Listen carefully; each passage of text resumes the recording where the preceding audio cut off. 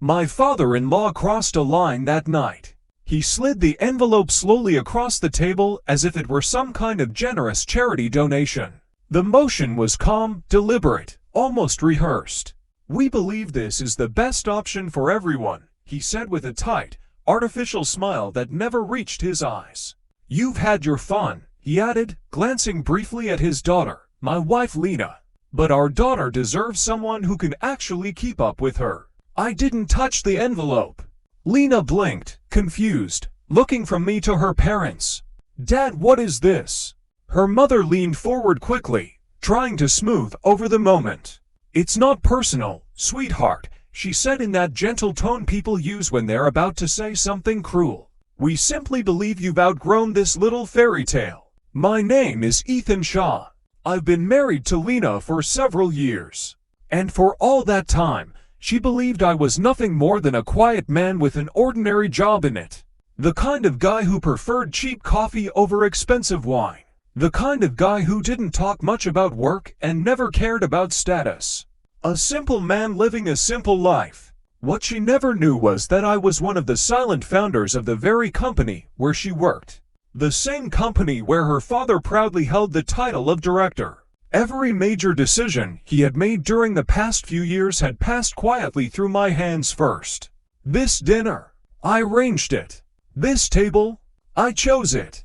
And the envelope now sitting between us, I opened it slowly. Inside was a check worth $500,000.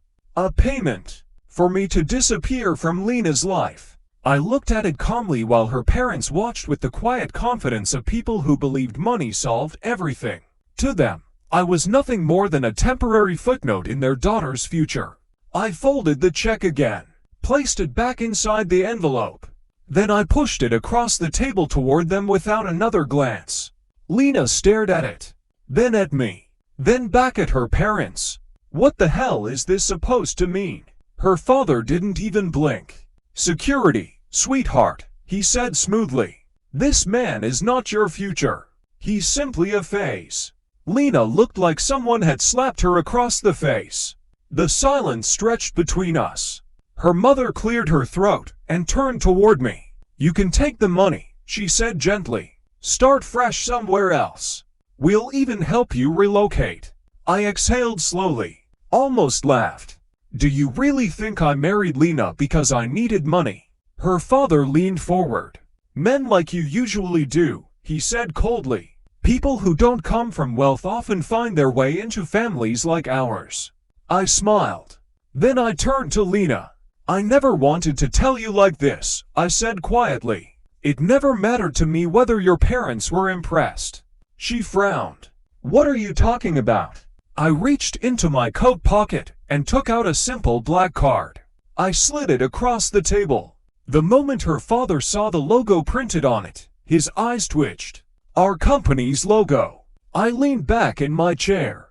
"I helped start that company," I said calmly. "And since then I've owned almost half of it." The room suddenly felt colder. Lena stared at me like she couldn't decide whether to laugh or cry. Her father's face slowly drained of color. "You're lying," he muttered. I raised an eyebrow. "Would you like me to read the company registration documents to you?" I asked calmly. "Or perhaps remind you who approved your last executive bonus?" His mouth opened, but no words came out.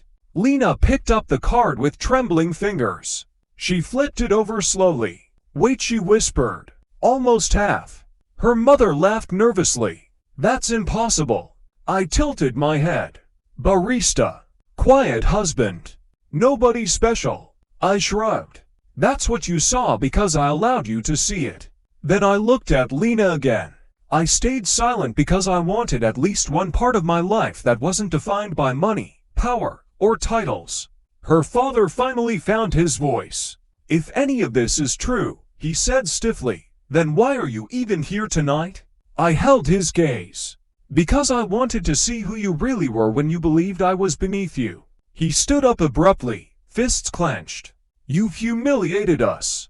"No," I said calmly as I rose from my chair. "You did that to yourselves." Then I turned to Lena, ready to go. We left the restaurant in silence.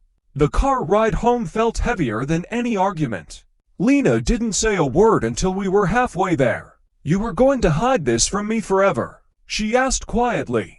I glanced at her. "No," I said. "But I wasn't planning to reveal it while your father tried to buy me like a temporary intern." She looked out the window. "I don't even know what I'm supposed to feel right now." "Start with the truth," I said. "You married a man who builds quietly and doesn't need money to prove who he is." She was silent for a long time. Then she whispered something that surprised me. "So all this time we weren't actually struggling?" I shook my head slightly.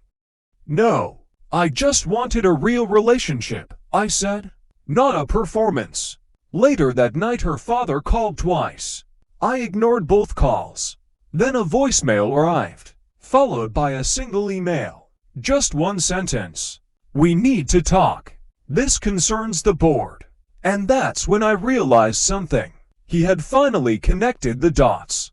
Because I wasn't just a silent partner in the company. I owned the patent for the software that had recently pushed the company's valuation into the billions. And unlike his inflated titles, my name was actually written into the legal documents. They had tried to erase me with an envelope at dinner. Now they were about to learn something important. Real power rarely looks loud until the moment it speaks.